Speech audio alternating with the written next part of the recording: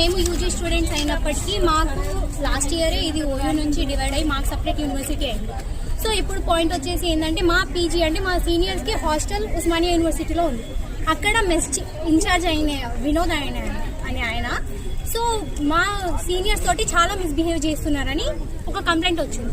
So first starting thing ఒక voice recording she టీమ్కి వెళ్ళింది. దాంట్లో ఆ అమ్మాయి చెప్పిన స్టేట్మెంట్ ఏంటంటే మేము వీసీకి ప్రిన్సిపల్కి కంప్లైంట్ ఇచ్చినాము, అయినప్పటికీ వాళ్ళు యాక్షన్ తీసుకోవడం లేదు, సో మేము డైరెక్ట్గా ఇలా షీ టీమ్కి అప్రోచ్ అవుతున్నామని వాళ్ళు చెప్పారు. సో అదే ఇష్యూ తీసుకొని మేము ఇక్కడికి రావడం జరిగింది, వీసీతో మాట్లాడడం జరిగింది. ఎందుకంటే ఇది ఒక ఇష్యూ కాదు సార్, ఆల్రెడీ మేము ఇక్కడ లోపల చాలా ఇష్యూస్ ఫేస్ అవుతున్నాం. ఇక్కడ దర్బార్ హాల్ అని చెప్పేసి బ్రిటిష్ రూల్ అప్పటి నుంచి ఉందని చెప్పేసి ఇక్కడ షూటింగ్ కి పర్మిషన్స్ ఇస్తున్నారు. కానీ పర్మిషన్ ఇస్తున్నప్పుడు షూటింగ్ ఏరియా వాళ్ళు కొంచెం సెక్యూరిటీ పెట్టాలి కదా మాకు కూడా, ఎందుకంటే ఇది ఉమెన్స్ యూనివర్సిటీ, అందరు ఆడపిల్లలే ఉంటారు. ఏమైందంటే ఇష్యూ, ఇద్దరు అమ్మాయిలని మీకు బ్యాక్గ్రౌండ్ లో యాక్టింగ్ ఛాన్స్ ఇప్పిస్తాము, మీకు ఈ షూటింగ్ లో మిమ్మల్ని యాక్టింగ్ రోల్స్ ఇప్పిస్తామని చెప్పేసి మార్నింగ్ 10:30 నుంచి 5:30 వరకు తిప్పిరంట.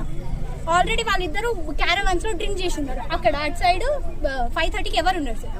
ఆ రోజు అదృష్టం కొద్దీ మా స్పోర్ట్స్ బ్లాక్ అన్న ఉండడం వల్ల ఆ రోజు చూసి వాళ్ళని రెస్క్యూ చేశారు, లేదంటే ఆ రోజు ఆడపిల్లల పరిస్థితి ఏంటన్నా.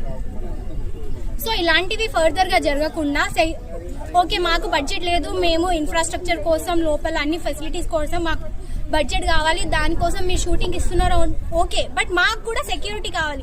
మేము ఎక్కడి నుంచో విలేజెస్ నుంచి వచ్చి ఇక్కడికి వచ్చింది చదువుకోవడానికి, సో మాకు చదువుతో పాటు సెక్యూరిటీ కూడా కావాలి. అదే మేము వీసీ గారికి ఈరోజు రిప్రజెంట్ చేశాము. అలాగే వినోద్ అనే ఆయన మీద యాక్షన్ తీసుకుంటామని చెప్పారు.